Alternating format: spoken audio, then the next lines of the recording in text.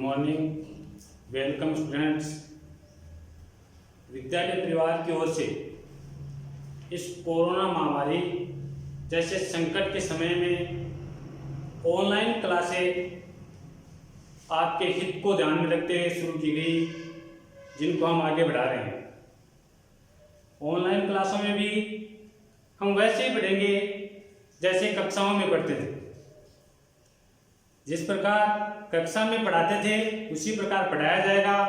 आप भी घर पर बैठकर उसी प्रकार उतना ही समय दें और उसी रुचि से पढ़ें।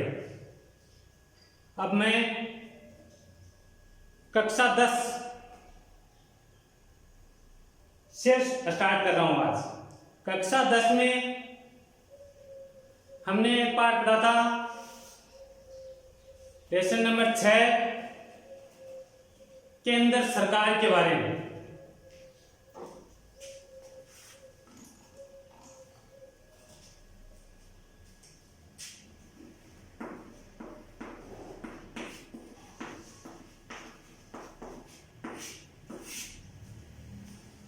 विद्यार्थियों, आपको बताया था कि लेसन 7 नंबर का है, 7 नंबर का, जिसमें से एक बड़ा क्वेश्चन आता है। तो हम सबसे पहले शुरुआत इसी से करते हैं। केंद्र सरकार। केंद्र सरकार में बात आती है, किस पहले बात आती है, सरकार किसे कहते हैं। सरकार किसे कहते हैं? तो किसे कहते हैं सरकार? किसी राज्य को, किसी राज्य को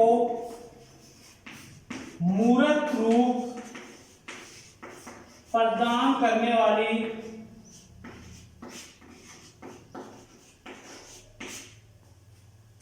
संस्था को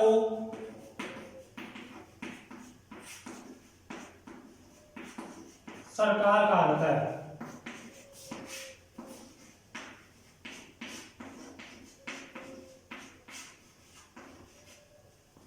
हो गया क्लियर विद्यार्थियों?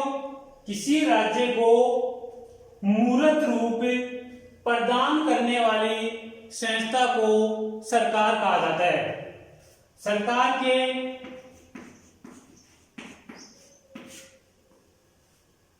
अंग कितने अंग होते हैं सरकार के? ये कक्षा 6 से शुरू हो जाता है, तो आप सभी को पता है कि सरकार के 3 अंग होते हैं। पहला होता है आपका व्यवस्थापिका, दूसरा होता है कार्यपालिका, और विद्यार्थी तीसरा होता है न्यायपालिका। व्यवस्थापिका, कार्यपालिका, न्यायपालिका, इनका अपना अपना काम होता है। जैसे व्यवस्थापिका का काम होता है व्यवस्था बनाना, कानून बनाना।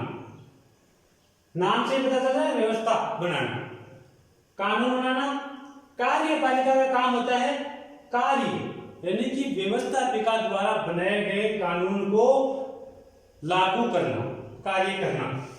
और न्यायपालिका का काम होता है न्याय करना, यानी व्यवस्थापिका द्वारा बनाए गए कानून की कहीं पर अवहेलना होती है, कोई उस कानून को तोड़ता है तो उसे दंड देकर उसकी रक्षा की जाती है। न्यायपालिका का काम है कानून की रक्षा करना। आज हम सबसे पहले बात करते हैं व्यवस्थापिका की। सबसे पहले पढ़ेंगे व्यवस्थापिका के बारे में। व्यवस्थापिका है, इसे विश्व में भिन्न भिन्न नामों से जाना जाता है। जैसे अमेरिका की व्यवस्थापिका को कांग्रेस के नाम से जाना जाता है, जापान में इसे डाइट के नाम से जाना जाता है, आपके अफगानिस्तान में इसे सोरा के नाम से जाना जाता है। यानी कि विश्व के भिन्न भिन्न देशों में भिन्न भिन्न नामों से जाना जाता है। भारत में व्यवस्थापिका को संसद के नाम से जाना जाता है। किस नाम से जाना जाता है? संसद के नाम से जाना जाता है। संघीय व्यवस्थापिका को, यहां पर एक चीज ध्यान रखना, भारत की संघीय व्यवस्थापिका को क्या कहा जाता है? संसद। अगर व्यवस्थापिका तो राज्य में भी है, लेकिन राज्य की व्यवस्थापिका होती तो वहां पर विधानमंडल होता। संघीय व्यवस्थापिका को क्या कहा जाता है? संसद कहा जाता है। अब हम पढ़ेंगे संसद का गठन, किस प्रकार संसद का गठन होता है। तो संसद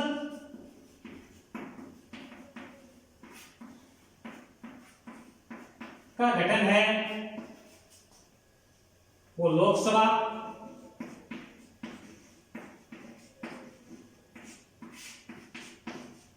प्लस राज्यसभा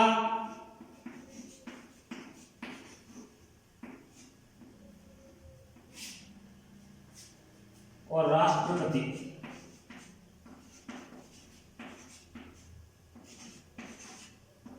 लोकसभा, राज्यसभा और राष्ट्रपति, इन तीनों से मिलकर संसद का निर्माण होता है। संसद के आपको अगर कोई सदन पूछ ले कि संसद के कितने सदन होते हैं तो आपको दो बताने हैं, लोकसभा, राज्यसभा। अगर संसद के अंक कितने होते हैं तो आपको बताना है 3, और 3 कौन कौन से? लोकसभा, राज्यसभा और राष्ट्रपति। अब हम बात करते हैं लोकसभा के गठन की, राज्यसभा के गठन की। इन दोनों का गठन हम एक साथ पढ़ेंगे, दोनों की तुलना करके एक साथ पढ़ेंगे। जैसे लोकसभा व राज्यसभा का गठन, लोकसभा व राज्यसभा का गठन एक साथ ही करेंगे। हम इसे दो भागों में विभाजित कर देते हैं। एक तरफ लोकसभा,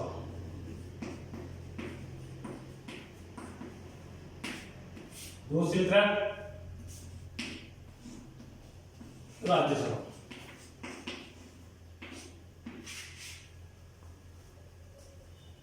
इन्हें हम निम्न बिंदुओं के माध्यम से पढ़ते हैं। सबसे पहले सदन,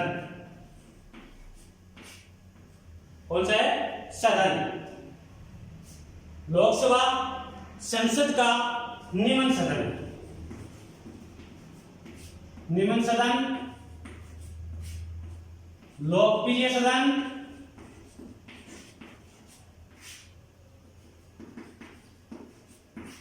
अस्थायी सदन। अस्थायी क्यों है ये कार्यकाल में बताऊंगा आपको। निम्न सदन है, लोकप्रिय है और अस्थायी सदन। उसी प्रकार राज्यसभा, इसके विपरीत उच्च सदन,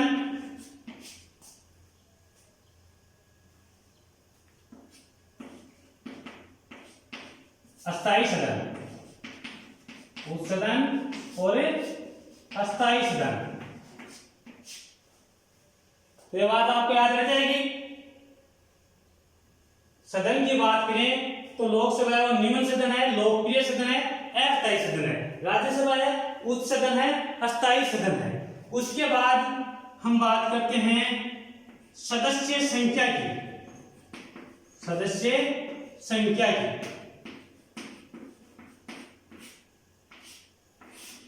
सदस्य संख्या की बात करें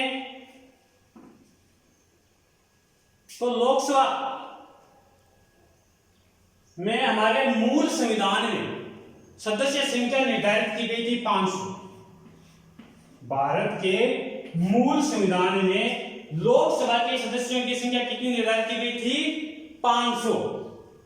वर्तमान में कितनी है? 545। लेकिन ये समय समय पर बढ़ती गई। मूल संविधान में 500 थी।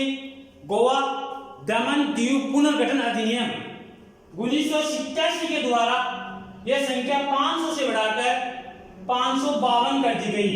कितनी कर दी गई? 552। यानी कि लोकसभा की अधिकतम सदस्य संख्या कितनी हो सकती है? लोकसभा की अधिकतम सदस्य संख्या कितनी हो सकती है? 552। 552 सदस्य किस प्रकार निर्वाचित होते हैं, चुने जाते हैं? बात करते हैं हम सबसे पहले 530 सदस्य। 530 सदस्य। ये 530 सदस्य हैं, ये विभिन्न राज्यों से निर्वाचित होते हैं।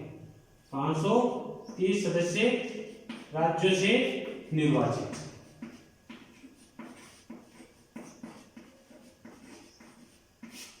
जैसे राजस्थान के राज्य है ना, उससे भी 530 सदस्य है ना, इनमें से 25 सदस्य राजस्थान से निर्वाचित होते हैं। 530 सदस्य राज्यों से निर्वाचित होते हैं, 20 सदस्य केंद्र शासित प्रदेशों से निर्वाचित होते हैं। 20 सदस्य कहां से? केंद्र शासित प्रदेशों से निर्वाचित होते हैं। उसके बाद 2 सदस्य हैं, वो राष्ट्रपति द्वारा मनोनीत होते हैं। 2 सदस्य हैं, वो किसके द्वारा? राष्ट्रपति द्वारा मनोनीत होते हैं।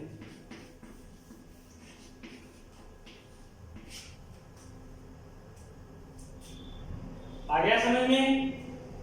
लोकसभा की सदस्य संख्या मूल संविधान में कितनी थी? 500। अधिकतम कितनी हो सकती है? 552। 552 में से 530 कहां से?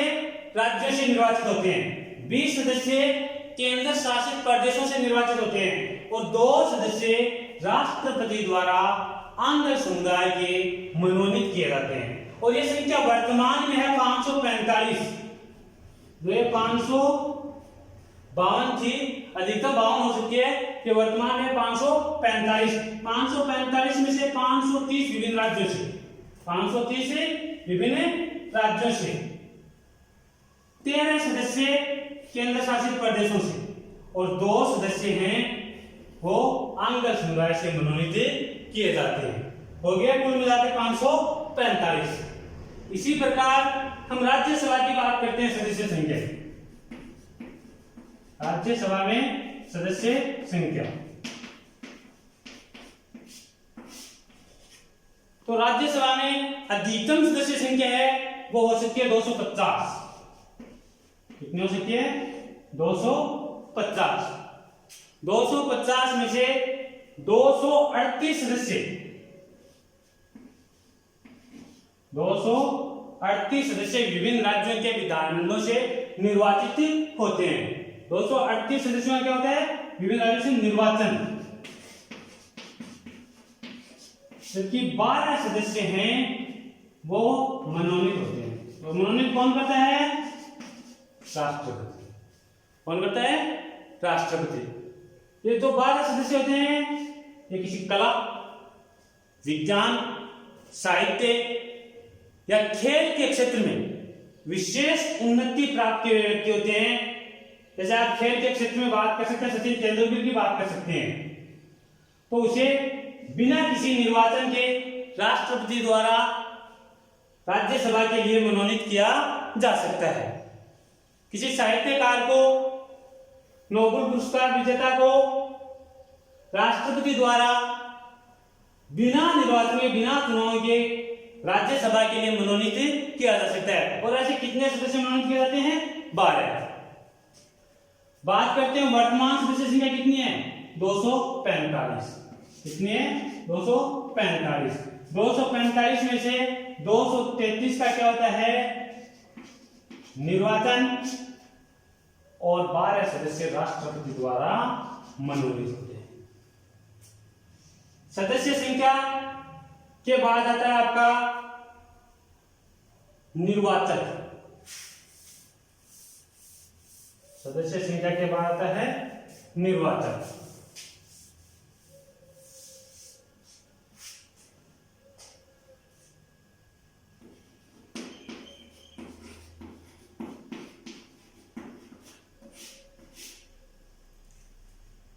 निर्वाचन, तो इधर जो लोकसभा के सदस्यों का निर्वाचन है वह प्रत्यक्ष रूप से वयस्क मताधिकार के आधार पर किया जाता है। प्रत्यक्ष रूप से वयस्क मताधिकार के आधार पर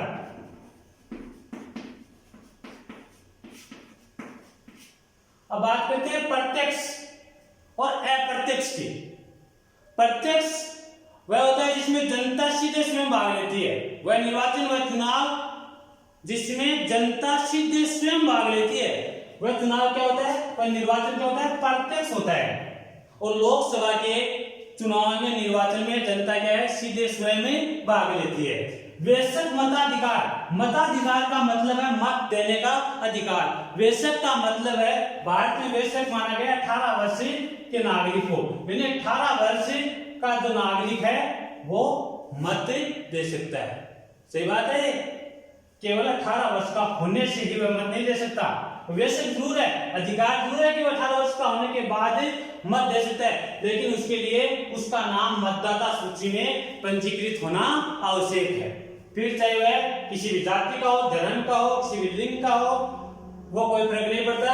तो अगर 18 वर्ष का है, उसका नाम मतदाता सूची में पंजीकृत है, तो वह मत दे सकता है। तो लोकसभा के सदस्यों का निर्वाचन प्रत्यक्ष रूप से वयस्क मताधिकार के आधार पर किया जाता है। और लोकसभा के सभी क्षेत्र एकल सदस्य निर्वाचित रखे गए हैं, यानी कि एक क्षेत्र से एक ही सदस्य का निर्वाचन किया जाता है, एक सीट से एक ही सदस्य का। उसके बाद राज्यसभा का निर्वाचन, तो राज्यसभा का निर्वाचन अप्रत्यक्ष रूप से, अप्रत्यक्ष रूप से आनुपातिक, अप्रत्यक्ष रूप से आनुपातिक प्रतिनिधित्व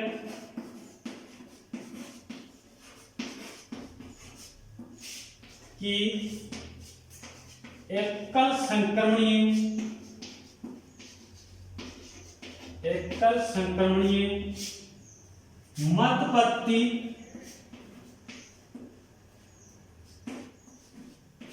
के आधार पर होता है। राज्यसभा के सदस्यों का चुनाव किस प्रकार होता है, अप्रत्यक्ष रूप से। कौन सी पत्ती, आनुपातिक प्रतिनिधित्व की एकल संक्रमणीय मतपत्ति के आधार पर होता है। इसके बाद निर्वाचन के बाद आता है आपका योग्यता। चौथी चीज क्या आती है, योग्यता।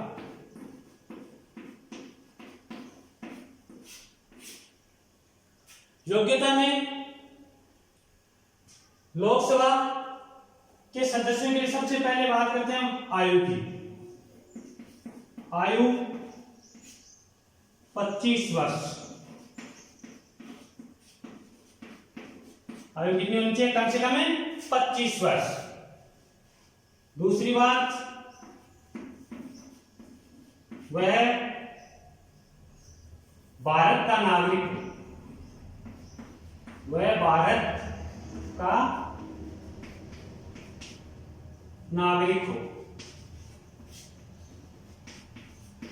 तीसरी बात, वह पागल या दिवालिया न हो। चौथी बात,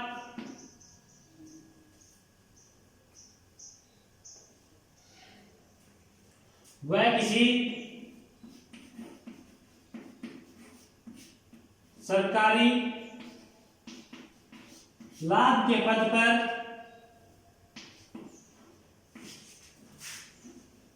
पद पर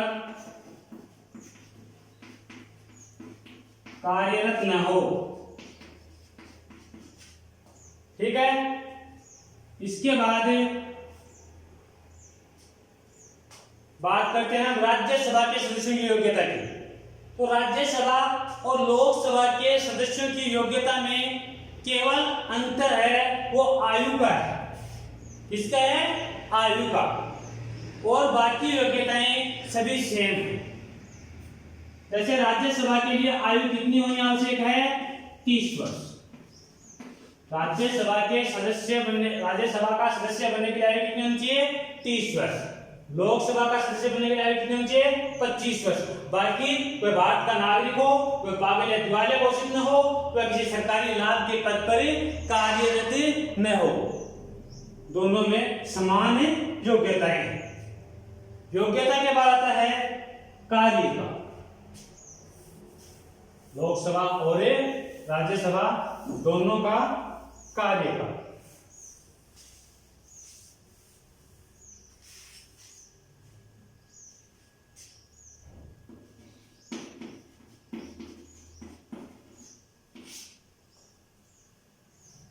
लोकसभा का कार्यकाल होता है 5 वर्ष। कितना होता है? 5 वर्ष। लेकिन राष्ट्रपति द्वारा लोकसभा को 5 वर्ष से पहले भी भंग किया जा सकता है, और ऐसा कितनी बार? 9 बार किया जा सकता है। लोकसभा का कार्यकाल होता है 5 वर्ष, लेकिन राष्ट्रपति द्वारा लोकसभा को 5 वर्ष से पहले भी भंग किया जा सकता है, और भारत में अब तक ऐसा कितनी बार हो चुका है? 9 बार हो चुका है। राज्यसभा का कार्यकाल कितना होता है? सबसे बड़ी समस्या यही होती है कंपटीशन एग्जाम में भी, आपके सामने भी। आपने शुरुआत में पढ़ा था सदन के समय कि राज्यसभा क्या है? एक स्थायी सदन। इसका कार्यकाल नहीं होता। राज्यसभा क्या है? कि अस्थायी सदन है। लेकिन आप इसके आगे कोष्टक में लिखोगे सदस्यों का कार्यकाल। क्या लिखोगे? सदस्यों का कार्यकाल। और सदस्यों का कार्यकाल कितना होता है? 6 वर्ष। अब आप कहोगे कि सदस्यों का कार्यकाल 6 वर्ष है और राज्यसभा क्या है? कि अस्थायी सदन है। यह कैसे हो सकता है? तो यह ऐसे होता है कि राज्यसभा के सभी सदस्य कभी भी अपना कार्यकाल एक साथ पूरा नहीं करते हैं। राज्यसभा के सदस्य कभी भी अपना कार्यकाल एक साथ पूरा नहीं करते हैं। प्रति 2 वर्ष बाद राज्यसभा के 1/3 सदस्य सेवानिवृत्त हो जाते हैं। प्रति 2 वर्ष बाद 1/3 सदस्य क्या होते हैं? सेवानिवृत्त हो जाते हैं, और उनके स्थान पर नए सदस्यों का निर्वाचन किया जाता है। तो इस प्रकार कि हर 2 वर्ष बाद 33% सदस्य सेवानिवृत्त हो जाते हैं, उनके स्थान पर नए सदस्यों का निर्वाचन कर लिया जाता है। फिर 2 वर्ष बाद 1/3 सदस्यों को निर्वाचित किया जाता है। फिर आने वाले 2 वर्ष बाद 1/3 सदस्य सेवानिवृत्त होते हैं और 1/3 सदस्य सेवानिवृत्त होते हैं, यानी कि हर 6 साल बाद यह क्रम बना रहता है। कार्यकाल के बाद इसमें अगली चीज आती है अध्यक्ष।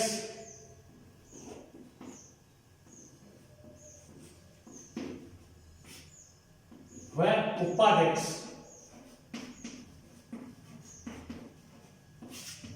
अध्यक्ष व उपाध्यक्ष। लोकसभा के अध्यक्ष व उपाध्यक्ष दोनों ही लोकसभा के सदस्यों में से ही चुने जाते हैं। लोकसभा के अध्यक्ष व उपाध्यक्ष दोनों ही लोकसभा के सदस्यों में से ही चुने जाते हैं। लोकसभा के सदस्यों में से किसी एक को अध्यक्ष और किसी एक को उपाध्यक्ष से निर्वाचित किया जाता है, जबकि राज्यसभा का अध्यक्ष हमेशा क्या होता है? निश्चित होता है, और वो कौन होता है? उपराष्ट्रपति। तो देश का उपराष्ट्रपति होता है, वही राज्यसभा का अध्यक्ष होता है, और उपाध्यक्ष है या उपसभापति है वो लोकसभा की तरह ही राज्यसभा के सदस्यों में से किसी एक को उपसभापति या उपाध्यक्ष बनाया जाता है। उसके बाद अधिवेशन, बात करते हैं अधिवेशन की।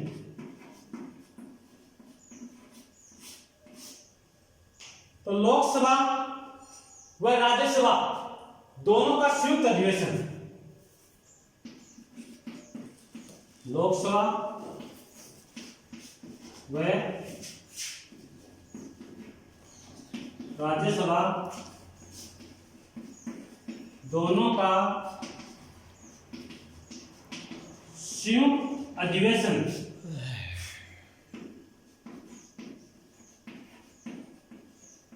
किसके द्वारा बुलाया जाता है?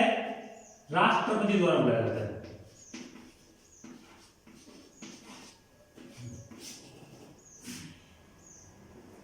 राष्ट्रपति द्वारा बुलाया